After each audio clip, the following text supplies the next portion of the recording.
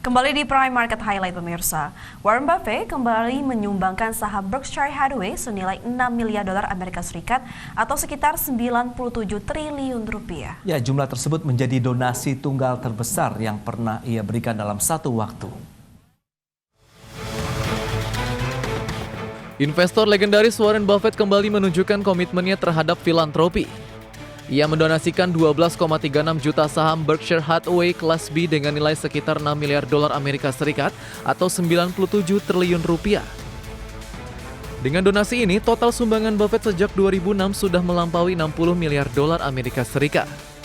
Donasi kali ini disalurkan ke 5 yayasan, termasuk Gates Foundation milik Bill Gates, serta yayasan milik anak-anak dan mendiang istrinya.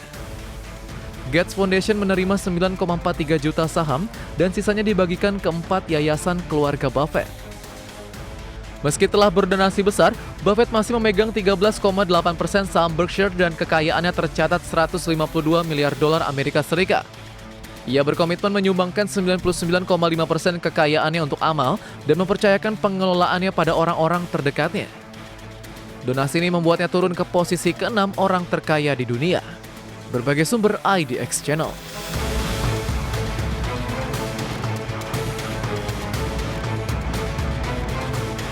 Ya, pemirsa, Blue Origin sukses meluncurkan misi berawak ke-13 lewat pesawat suborbital New Shepard. Ya, 6 penumpang berhasil dibawa ke tepi luar angkasa dan kembali dengan selamat.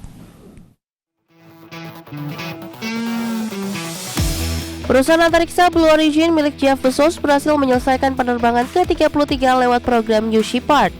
Misi ini membawa 6 awak, pasangan Ellie dan Carl Coonier, Leland Larson, Friedrich Nogiar, Owen Labisali, serta Jim Sitkin.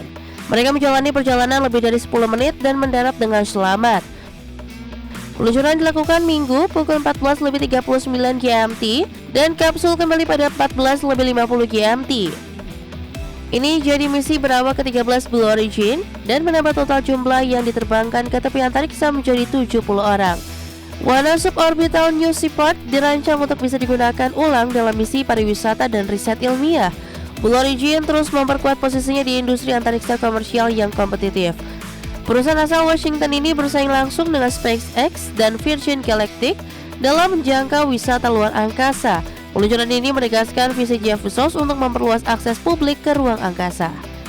Berbagai sumber, IDX Channel.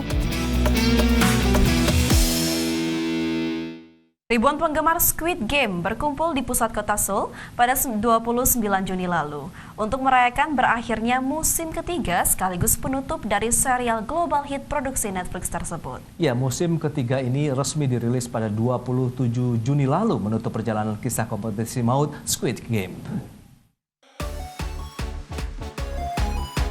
Ribuan penggemar Squid Game berkumpul di pusat kota Seoul pada tanggal 29 Juni lalu untuk merayakan berakhirnya musim ketiga sekaligus penutup dari serial global hit produksi Netflix yang telah menjadi simbol kekuatan budaya Korea Selatan. Musim ketiga ini resmi dirilis pada tanggal 27 Juni lalu, menutup perjalanan kisah kompetisi maut yang mempertaruhkan orang-orang putus asa dalam permainan anak-anak tradisional versi mematikan demi hadiah uang tunai dalam jumlah fantastis. Di area dekat istana Gyeongbokgung, para penggemar tampil total. Parade dipimpin oleh barisan orang-orang yang mengenakan seragam merah muda, mencolok mirip dengan petugas bertopeng misterius di serial. Di belakang mereka, peserta lain membawa replika mainan raksasa dari salah satu permainan ikonik dalam serial, lengkap dengan bendera khas Squid Game. Suasana perayaan semakin meriah ketika dinding perpustakaan Metropolitan Seoul dihiasi dengan proyeksi adegan-adegan penting dalam serial, termasuk kemunculan Yonghae, boneka robotik raksasa dengan sensor gerak yang menjadi simbol permainan mematikan di musim pertama. Sebagai sumber untuk IDX Channel.